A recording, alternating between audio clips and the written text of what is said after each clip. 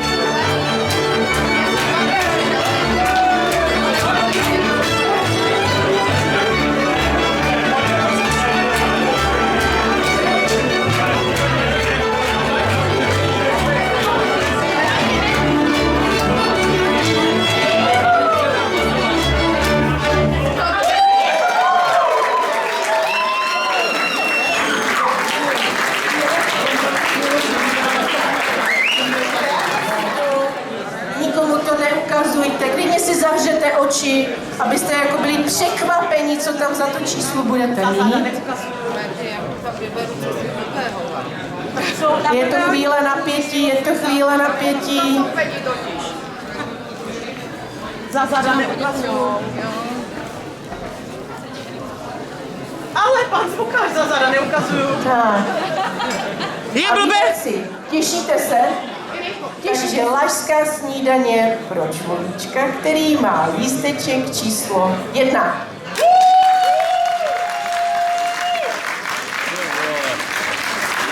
Irinko, víš, jak je to těžké?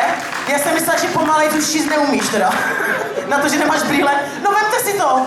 Pane zvukař, teda Honzíku, je to tvoje, ber to. Je to Honza, že? Jo, musím se lekla, že jsem to Ty pochopil. vole, s tím Oh, ty bereš že 40 kg. gratulujeme zvukaři! Děkuju a omlouvám se všem. No tak omlouvat se nemusíš, že je to rozbal, co ti bude? Jaký je chemický vzorec provodu? Kdo byl první?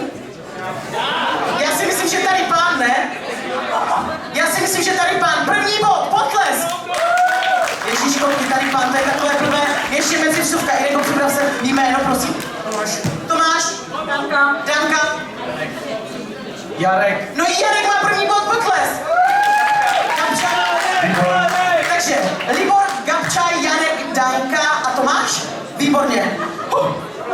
Děcka, Iren, druhá otázka je tvá. V kterém ročním období jsou nejčastější požáry? Tomáš, 3 body a Tomáš vyhrál! Gratulujeme, potlesk obrovský pro všechny! Cislíku, kde máš dortík? Byli jste úžasní, děcka, Tomáši vám gratuluju. Jarku, perfektní, vás nevěřila, Gabčo, to by taky samozřejmě. Libor, výborně.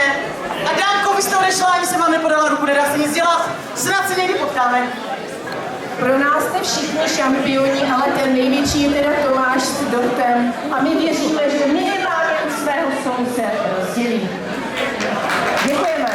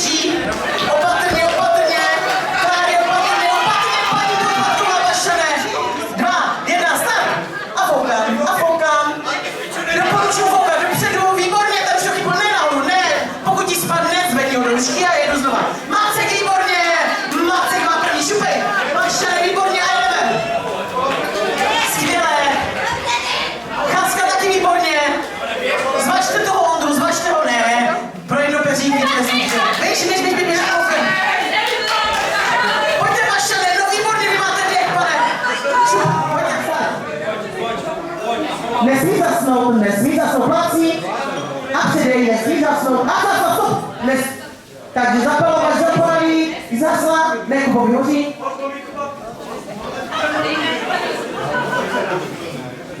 Nepodváděj, když to nevyhraje.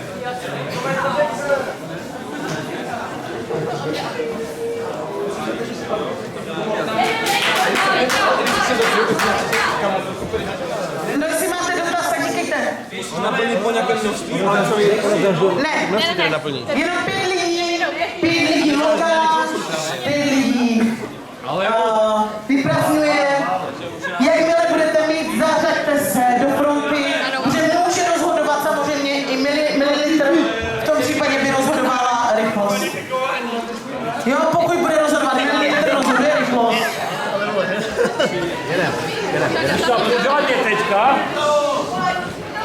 A na krásném prvním místě se umístily Berušky! S počtem bodu 14.